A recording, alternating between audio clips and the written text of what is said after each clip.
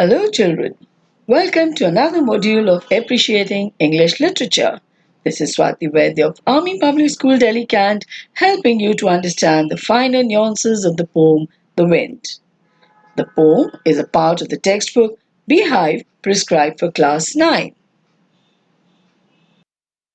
The poem Wind is originally in Tamil and has been translated in English by A.K. Ramanujan. It describes the power of the wind on nature and human life and focuses on the violent aspect of the wind that causes heavy destruction. The poem also makes fun of weaklings but favors the strong. Subramanya Bharati was an outstanding Indian writer of the nationalist period and is regarded as the father of Tamil literature.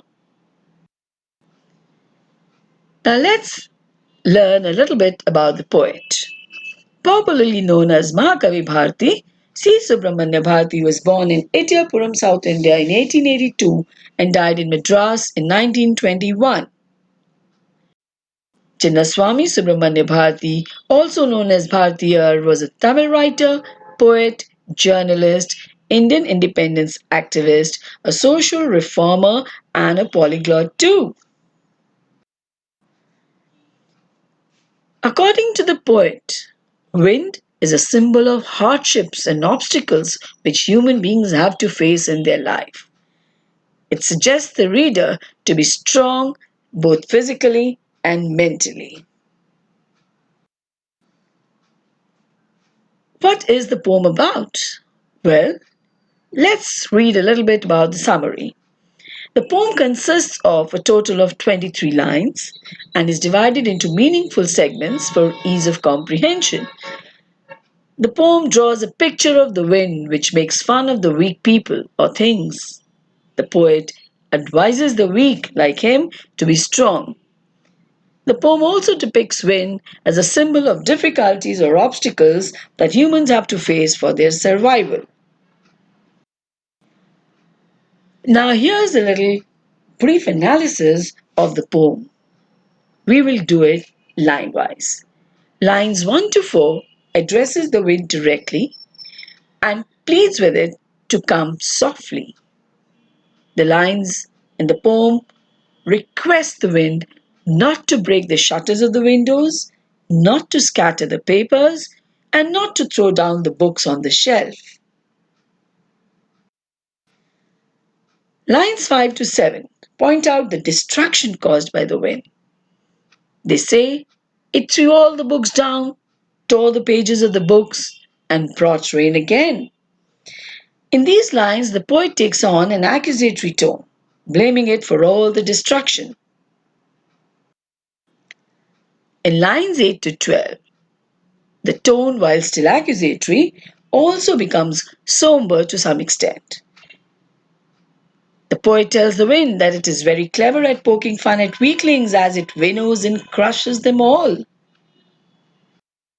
Lines 13 to 15 address the readers. They suggest building strong homes and to join the doors firmly.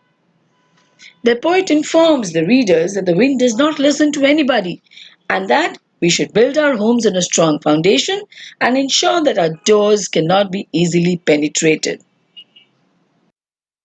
Lines 16 to 18 urge the readers to be physically, mentally, and emotionally strong and promise that the wind will be friends with us if we combat against and resist the ill effects of the wind with strength. We should no longer consider the wind an enemy and that wind will invite us to become his friends and we'll be able to fearlessly face him if we become physically, mentally, and emotionally strong. Lines 19 to 20 depicts both bad and the good side of wind. On one hand, the wind blows out weak fires, but on the other, it also enables strong fires to roar and flourish. So, the wind can nurture what is already strong as well as destroy what is weak. Lines 21 to 23 sums up what the poet wants to express. It says that the wind strengthens and that we must not overestimate our own strength or disrespect the wind god. The concluding lines are more respectful and conciliatory in tone, as the poet accepts the power of the wind as supreme. So, the significant message, children, which the poet is trying to bring across is that strong people are not affected by adversities, but the weak indeed are. And thus advises the readers to be a friend of the wind to be able to face tough times. So, what is the theme of the poem? Well, the most significant theme is never to give up. We should befriend those obstacles and accept the challenges of life, as the only way to face the challenges is to turn them into opportunities and weapons. The four core points, children, we can see that the poem is trying to bring across is number one, action. We see that the wind blows violently and causes destruction. The second point that comes across very strongly is the consequence. The wind breaks the shutters of weak windows and throws the papers and books off the shelves. Third is amusement of God. It's an instrument of amusement of God as it makes fun of the weak people and things. And fourth is the suggestion given by the poet, and that is to build strong houses and doors and be physically and mentally strong. So, what are the literary devices used in the poem? To begin with, there is no rhyme scheme as the poem has been written in free verse. Anaphora is when a word is repeated at the start of two or more consecutive lines. So we see that lines 2, 3, and 4 begin with don't, and lines 6, 7, and 8 begin with you, which makes it an anaphora. Personification. The wind has been personified as the poet refers to wind as you and treats it as a person. Repetition. Crumbling is repeated many times to lay emphasis. Alliteration is the repetition of a consonant sound. Win, winnows, won't, want. And symbolism has been used as the wind has been shown as a symbol for the adversities and challenges in our life. Now let's go through the vocabulary used in the poem. Poking fun is to make fun of somebody or something. Weaklings is a person who is weak. Crumbling, falling or breaking.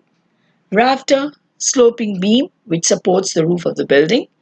Winnows is to separate grain from husk by blowing on it.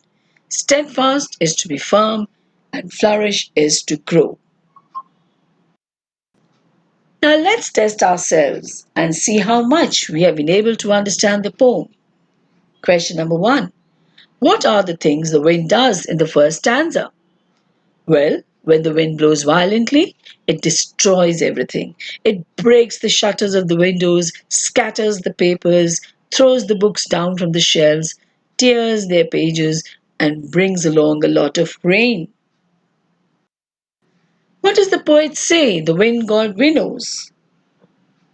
Just like the winnower separates the grains of wheat from the chaff, similarly, the wind god separates the weak from the strong. What should we do to make friends with the wind? Well, we must make ourselves strong to face the violent wind. When we'll be strong, the wind will not harm us. Instead, it will become a friend and help us to grow and flourish. So, children, hope you all understood and enjoyed the poem. Now, here are a few points to remember when you're attempting the questions. Always remember to answer in the tense of the question and write to the point. Follow the instructions carefully and adhere to the word limit. Always highlight the key points and to write neatly. Watch your spellings and revise your work before submitting. I'm sure if you keep all these points in mind, you will all score very well. Good luck and enjoy your poetry. Thank you and have a great day ahead.